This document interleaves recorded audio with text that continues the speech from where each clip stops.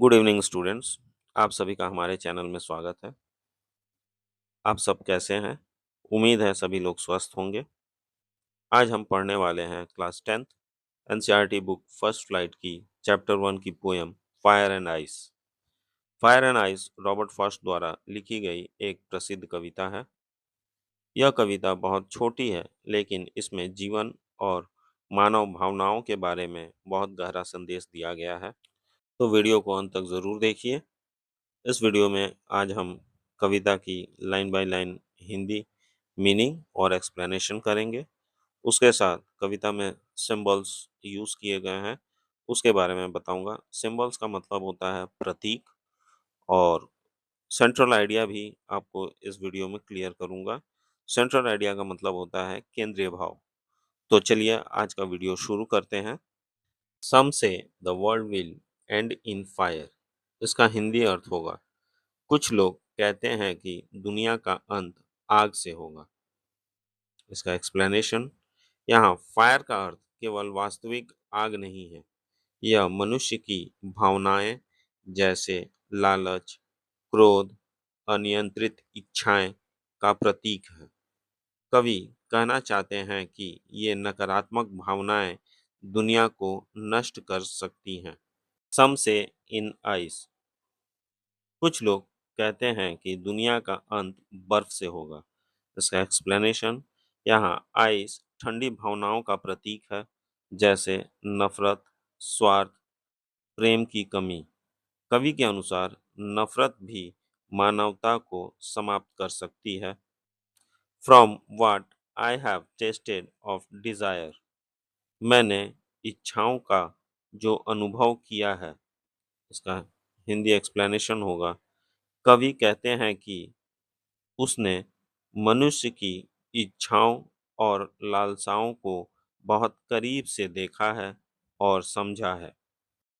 I hold with those who favour fire. इसका हिंदी अर्थ होगा, मैं उन लोगों से सहमत हूँ जो आग को सही मानते हैं। इसका एक्सप्लेनेशन, कवि मानता है कि अनियंत्रित इच्छाएं दुनिया के विनाश का कारण बन सकती है। But if it had to perish twice. इसका हिंदी अर्थ होगा, लेकिन यदि दुनिया को 2 बार नष्ट होना पड़े। हिंदी एक्सप्लेनेशन, कवि कल्पना करते हैं कि यदि संसार का अंत दूसरी बार भी हो। I think I know enough of hate. इसका हिंदी अर्थ होगा, मैं नफरत के बारे में काफ़ी जानता हूँ। हिंदी एक्सप्लेनेशन, कवि कहते हैं कि उन्होंने नफरत और घृणा को भी अच्छे से समझा है। To say that for destruction ice is also great and would suffice. इसका हिंदी अर्थ होगा, विनाश के लिए बर्फ भी बहुत शक्तिशाली है और वही पर्याप्त भी है। हिंदी एक्सप्लेनेशन, कवि निष्कर्ष निकालते हैं कि नफरत और ठंडापन भी दुनिया को पूरी तरह नष्ट कर सकता है। यहाँ इस कविता में पोएट ने सिंबल्स के तौर पे फायर और आइस वर्ड का यूज़ किया है।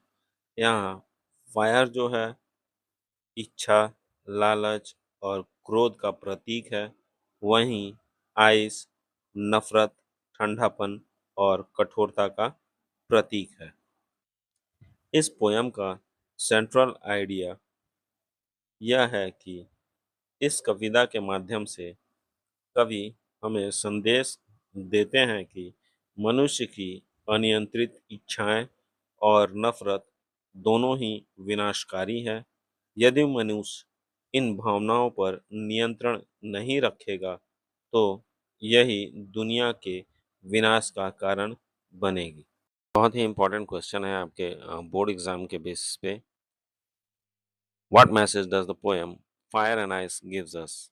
इसका हिंदी अर्थ होगा, फायर एंड आइस कविता हमें क्या संदेश देती है। इसका आंसर मैं आपको हिंदी में एक्सप्लेन कर रहा हूँ। आपको इसका आंसर कमेंट में इंग्लिश में देना है।